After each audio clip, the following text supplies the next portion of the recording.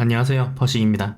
자, 영화모 퍼식의 워홀 생존기 그 마지막 이야기를 시작해 보겠습니다. 진이랑 저는 퍼스에 돌아왔어요. 저희가 맨지법에 출발하기 전에 한인 커뮤니티 퍼참이라는 곳이 있어요. 거기서 저희가 퍼스에서 묵을 숙소를 다 알아봤기 때문에 바로 전화를 해서 한인쉐어에 찾아갔어요. 그렇게 두세 군데 정도 방문하다가 퍼스 북쪽에 있는 몰리라는 지역이 있는데 거기에 있는 한국인 쉐어로 들어갑니다. 그런데 거기 집주인 누나가 저희가 집을 본 다음에 그 당일날 바로 집에 들어간다는 그 생각을 못 했었는가 봐요. 3일 뒤에 방이 빠지는데 어떻게 할까 고민을 하고 계시더라고요. 그래서 저희는 그냥 1층에 있는 소파에 그냥 자도 된다고, 어차피 저희가 3일 뒤에 오면 그 3일 동안은 차 안에서 있어야 되기 때문에 거실도 괜찮다고 이야기를 했죠.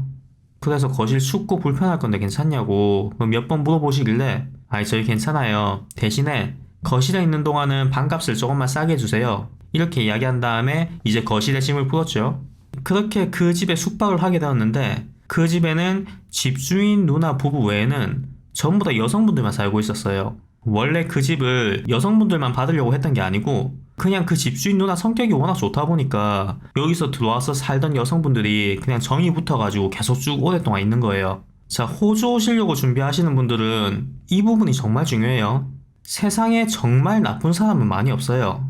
그런데 자기랑 잘 안 맞는 사람은 생각보다 많습니다. 그러니까 집을 구하실 때 위치나 방값 같은 것도 중요하지만 같이 사는 사람이 자기랑 혹시 트러블이 생기지 않을까, 성격이 잘 맞는가, 이런 게 정말 중요해요. 일하면서 스트레스를 받았는데 집에 와서 또 스트레스를 받으면 정말 타지에서 살기 힘들어요. 그러니까 자기랑 잘 맞는 집주인을 찾는 것도 중요합니다. 어쨌든 성격이 좋은 집주인 누나 덕분에 저희는 거실에 있는 동안은 무료로 숙박을 할 수 있게 됐어요. 그렇게 거실에 있는데 그 집주인 누나가 재밌는 영화가 있는데 같이 보지 않을래? 이렇게 하더라고요. 그 영화 제목이 울프 크릭이었어요. 이 영화는 호주의 아웃백을 배경으로 하는 공포 영화인데 그 영화 오프닝에 이런 문구가 나와요. 이 영화는 실화를 바탕으로 두고 있다. 호주에선 해마다 3만 명의 실종 신고가 있다. 그중 90%는 한 달 내에 발견되지만 그 외에 많은 수가 흔적도 없이 사라진다. 자, 이 영화는 울프 크릭이라는 사막 한가운데에 있는 운석 크레이터를 보러 간 여행자들이 거기서 배낭 여행자만 노리는 살인마를 만나면서 벌어지게 되는 그런 이야기예요. 그러면 저 문구를 보면 3만 명 중에 90%는 발견이 됐다고 하잖아요. 그러면 나머지 10% 3,000명은 어떻게 된 걸까요? 제가 농장에서 6개월 동안 있었잖아요. 거기 마을은 밤이 되면 가로등도 없고 당연히 길거리에는 사람 한 명도 없고 그냥 밖에 나가면 벌레 오는 소리밖에 안 들려요. 정말 길거리에 지나가는 사람을 찾기조차 힘들어요. 거기다가 집들 사이사이에 공터가 엄청 넓거든요. 그러니까 진짜 영화처럼 사람 잡아서 그 집 지하실에 가둬놓고 있으면 이웃 사람들이 정말 신경 써가지고 그 집을 들여다보지 않으면 여기에 사람이 갇혀있는지 없는지 그걸 알 방법이 없어요. 그러니까 제가 농장을 경험을 안 했으면 그냥 삼류 영화인데 제가 직접 농장이랑 그런 아웃백을 경험한 다음에 그 영화를 보니까 이게 진짜 제 이야기 같고 좀 으스스하더라고요. 물론 호주에서 매년마다 3,000명의 실종자가 나오는 건 아니에요. 그냥 실종 신고 대비해서 실종자를 찾은 비율이 그렇다는 거지 발견했다고 기록이 안 된 경우도 있을 거니까 이런 거에 대해서 호주에 대한 나쁜 인상을 가지실 필요는 없어요. 자, 그렇게 그 집에 머물면서 그 집에 사는 누나랑 처음으로 프리스쿨이라는 곳에 가봤어요. 프리스쿨이 뭐냐면 무료로 영어를 가르쳐주는 그런 클래스예요. 영어 선생이 되기 위한 코스를 받는 이제 학생들 중에서 강의 실습으로 무료로 수강생에게 영어를 가르쳐주는 분도 있고 교회 관계자 분들이 나와서 무료로 영어를 가르쳐주는 그런 클래스도 있습니다. 그렇게 영어 공부를 같이 하면서 자연스럽게 성경도 읽고 선교활동도 하고 이렇게 하는 거죠. 여기는 한국 사람만 오는 게 아니고 전 세계 다양한 인종이 다 모여요. 그러니까 호주에 와서 영어에 자신 없다고 집에만 계시지 말고 이런 프리스쿨을 찾아다니면 그 현지인 친구도 만나고 영어도 무료로 배울 수 있으니까 이런 데를 한번 알아보세요. 그렇게 영어 공부를 하면서 지는 잡을 못 구했으니까 열심히 잡을 찾고 있고 저 같은 경우에는 예전에 말씀드렸던 한인 사장한테 돈을 못 받은 게 있으니까 그것 때문에 한인 사장한테 전화를 했어요.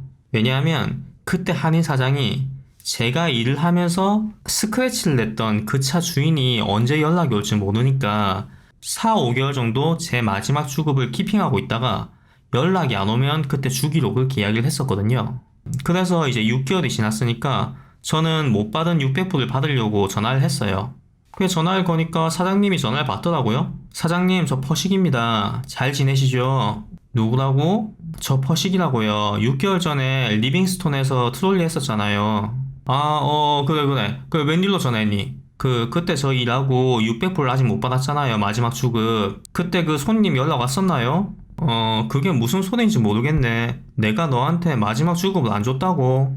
네, 그때 그 손님이 사장님한테 컴플레인 걸 수도 있으니까 마지막 주급은 사장님이 나중에 준다고 했잖아요. 그래. 내가 그랬지. 그런데 그게 되게 오래전 일이니까 내가 지금 밖에 나와 있으니까 나중에 들어간 다음에 확인하고 너한테 전화를 줄게. 그렇게 하고 전화를 딱 끊었어요. 그런데 일주일이 지나도 전화가 없어요. 그래서 제가 다시 전화를 합니다. 전화를 계속 했는데 전화를 안 받아요. 그렇게 한 4번 정도 이제 텀을 두고 계속 전화를 하니까 나중엔 전화를 받더라고요. 그런데 사장님 목소리가 아니고 목소리가 좀 젊은 사람이에요. 안녕하세요. 6개월 전에 일했던 퍼식이라고 하는데요. 사장님이랑 통화 좀 할 수 있을까요? 미안한데 사장님이 지금 한국에 들어가셔가지고 지금 전화 통화가 안 돼요. 그럼 언제쯤 호주 오시나요? 글쎄요, 한 달은 계실 것 같은데요. 이렇게 말을 해요. 그러니까 애초에 돈 줄 생각도 없었고 아예 까먹고 있었는데 제가 전화를 드렸던 거죠. 그러니까 이 사장님도 조금 당황한 것 같더라고요. 그래서 갑자기 호주 잘 계시다가 갑자기 한국에 가셨다고 이야기를 하니까 이게 좀 말이 안 되는 거죠. 그래서 저는 지금 없다니까 일단 전화를 끊고 한 달 뒤에 다시 전화를 드렸어요. 그런데 그 다음부터는 아예 전화를 안 받더라고요. 그래서 진짜 돈을 아예 줄 생각이 없구나 이 생각을 했죠. 몇몇 분이 궁금해 하실 거예요. 아니 일을 하고 돈을 못 받았는데 왜 신고도 안 하고 너는 멍청하게 당하고만 있냐. 그런데 제가 차후에 썰 이야기를 하는 걸 들으면 아시겠지만 저는 절대 당하고는 가만히 있는 성격이 아니에요. 저 같은 경우에는 원래 한번 당하면 그거를 몇 배로 되갚아 주려고 노력을 하는 성격이거든요. 그런데 신고를 하지 않는 이유가 있어요. 첫 번째로 그 당시에는 제가 이전 영상에서 말씀드린 것처럼 정보를 얻을 수 있는 게 한정돼 있었어요. 이렇게 부당한 일을 당하면 페어워크에 신고를 해라. 거기에 이야기를 하면 한국인 통역사를 불러가지고 너가 영어를 잘 못해도 그렇게 케어를 해줄 거다. 이런 거를 저한테 이야기해준 사람도 아무도 없었고 그런 정보를 찾기도 어려웠고요. 두 번째로는 제가 거기서 일을 했다는 증거, 그리고 제가 거기서 주기적으로 주급을 받았고 제일 마지막 주에 그 돈을 받지 못했다. 이렇게 주장할 증거가 있어야 되는데 제가 그때 일할 당시에는 휴대폰이 카메라도 없는 노키아 쪼매난 폰이었어요. 카메라도 없는 폰이다 보니까 그 흔한 셀카 한번 찍은 적도 없고 그러니까 일을 하면서 사진이나 영상 같은 게 아예 아무것도 없었던 거죠. 그리고 그때는 최저 시급보다 훨씬 더 낮은 돈을 받으면서 캐시 잡으로 일을 했었으니까 주급이 왔다 갔다 하는 그런 이제 내역도 전혀 없었어요. 그러니까 제가 거기서 6개월 전에 일을 했다고 증명할 수 있는 자료가 하나도 없었던 거죠. 혹시나 본인이 부당한 대우를 받거나 뭔가 신고를 해야 될 그런 상황이 있으면 이런 증거를 꼭 만들어 두세요. 마지막으로 제가 첫 영상에서 말씀드린 것처럼 제가 호주에 와서 이 한인업체에 일을 하게 된 계기가 저희 어머니 아는 분의 소개로 이렇게 들어왔거든요. 물론 그 소개해주신 분도 그 업체가 그렇게 저한테 나쁜 짓을 할 거라고 그렇게 예상을 하진 못했겠죠. 그래서 저희 어머니한테 전화로 내가 이런 일이 있었다 이렇게 이야기를 하니까 그래 이미 지나간 일이고 사람은 원래 살면서 참고 넘어가야 될 때도 있는 법이다 이렇게 이야기를 하더라고요. 아무래도 저희 어머니 입장도 있고 하니까 그래서 더 이상 일을 안 키우고 그렇게 넘어갔습니다. 그런데 제가 알기로는 그 후에 다른 분이 신고를 해서 그 업체가 한번 털렸던 걸로 알고 있어요. 몇 년 전부터 그 회사에서 구인 광고도 올라오는 걸 못 봤거든요. 그러니까 아마 서호주 퍼스 지역에서는 그 사업을 철수했을 확률도 있겠죠. 그렇게 그 집에서 이제 돈도 좀 있겠다. 한량처럼 지내고 있는데 지는 돈이 없어요. 잡도 없고. 그런데 얘는 계속 밤마다 어디 가가지고 생활비를 그렇게 벌어오는 거예요. 그래서 제가 물어봤죠. 야, 너 밤마다 어디 갔다 오냐? 카지노. 야, 너 돈도 얼마 없으면서 카지노 가가지고 남은 돈마저 잃으면 어쩌려고 그러냐? 아니야. 나 거기서 돈 벌어가지고 지금 생활하는 거야. 이렇게 말한 거예요. 얘는 카지노에서 블랙잭이라는 걸 하는데 얘가 그 게임을 하는데 좀 소질이 있는 것 같더라고요. 그래서 제가 야, 그것도 도박인데 어떻게 맨날 갈 때마다 돈을 따냐. 아니야, 블랙잭은 실력이 아니고 눈치 싸움이야, 눈치 싸움. 이래요. 그 얘가 저한테 해줬던 이야기가 여러 가지가 있는데 게임 방법에 관련된 거는 제가 관심이 없어서 다 까먹었거든요. 그런데 한 가지 기억하고 있는 게 돈을 잃어주는 딜러가 있고 돈을 회수해주는 딜러가 있다는 거예요. 그러니까 한 테이블에서 손님들이 딜러를 상대로 막 돈을 따고 있는데 갑자기 딜러가 바뀌어요. 그러면 뒤도 안 돌아보고 떠나야 된대요. 왜냐하면 그 딜러는 손님들이 따간 돈을 회수하는 그 딜러이기 때문에 거기에 있으면 다시 잃을 확률이 높다 하더라고요. 그렇게 저는 진이 그냥 단순하게 생각하면서 사는 그런 친구인 줄 알았는데 생각보다 자기만의 삶의 방식이 다 있더라고요. 그러던 어느 날 저희 집에 같이 쉐어하는 여자 중 한 명이 그 택배박스 한 개를 한국에서 받아와요. 그래서 그 커다란 택배박스를 딱 여니까 한국에서 한창 유행하던 캐릭터 양말이 잔뜩 들어있는 거예요, 그 안에. 그래서 이거 뭐냐고 물어보니까 자기 할머니가 한국에서 양말 도매업을 하는데 호주에 썬데이 마켓이라고 있거든요. 그 몰리 쇼핑센터에도 그 썬데이 마켓이 열려요. 거기 갔는데 이제 잡동사니를 파니까 자기도 팔아보고 싶어가지고 그렇게 택배를 받은 거예요. 그래서 제가 야, 호주 사람들은 전부 다 무늬 없는 검은색, 흰색 양말 이런 것만 신는데 누가 이렇게 알록달록한 거 신냐? 아무도 안 사갈 거야.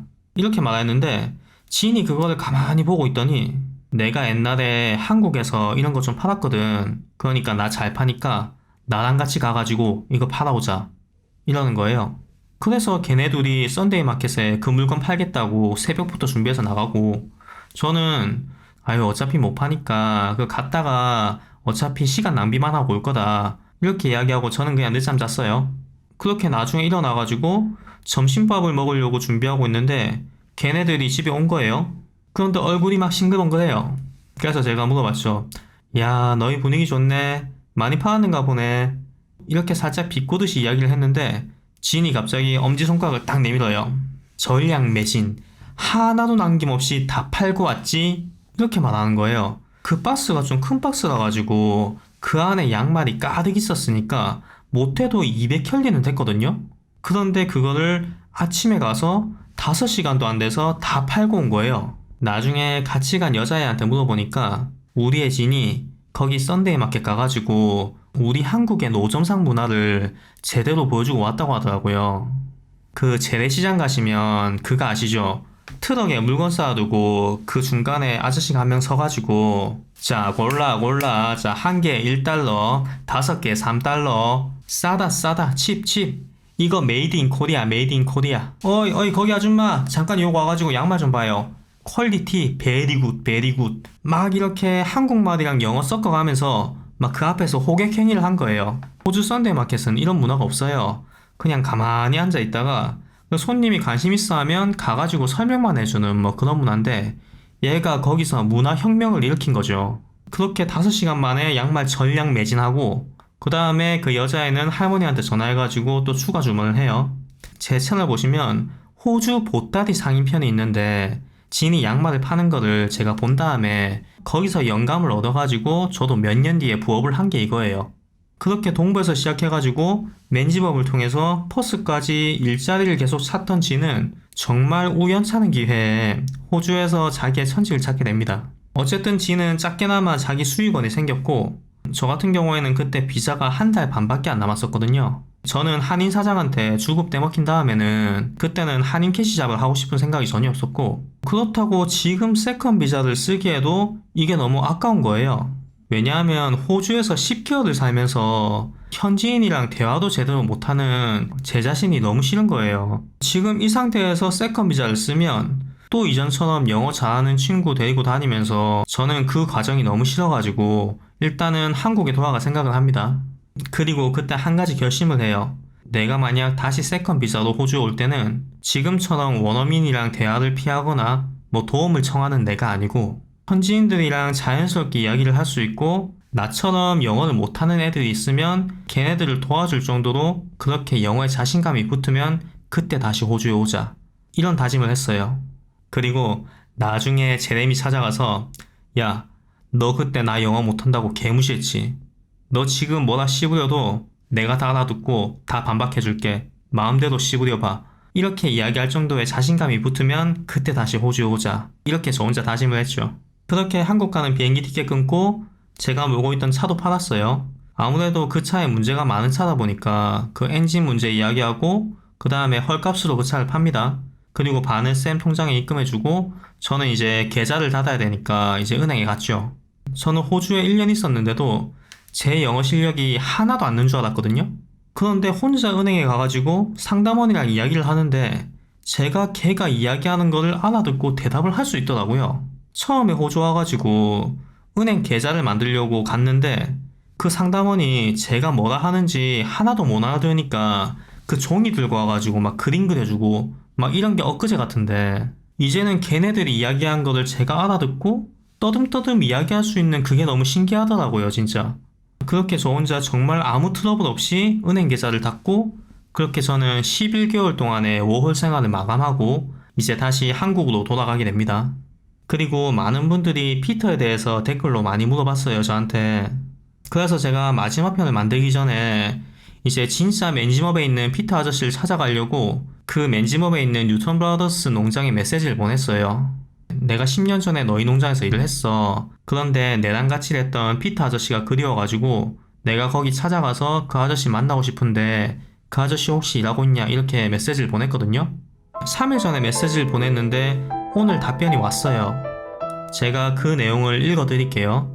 안녕 퍼시가, 우리가 너에게 안타까운 소식을 전하게 돼서 유감이지만 피터는 몇 년 전에 세상을 떠났단다. 지금 몇 년 동안 많은 일꾼들이 너처럼 피터를 그리워하고 그를 만나기 위해서 우리 농장에 방문했었어. 그 사실만으로 피터는 살아있을 때 정말 멋진 매니저였다는 걸 증명하고 있어. 우리에게 연락을 해줘서 고마워 버시가. 너에게 행운이 가득하길 바랄게. 그리고 저에게 고인이 대신 피터를 기리는 메모리엄을 저에게 보내줬습니다. 뉴턴 브라더스 농장에서 20년 넘게 여러 일꾼들을 진심으로 보살펴 주셨던 피터 할아버지는 이렇게 회사에서 기념비를 세워줄 정도로 많은 분들의 사랑을 받으면서 이제 하늘나라로 돌아가셨습니다. 피터 할아버지는 제 인생에 다시 없을 정말 최고의 매니저였습니다. 다음에 맨지머브에 가게 되면 그 빈소에 꼭 찾아뵙겠습니다. 너무 늦었지만 삼가 고인의 명복을 빌며 이 영상을 마치겠습니다. 감사합니다.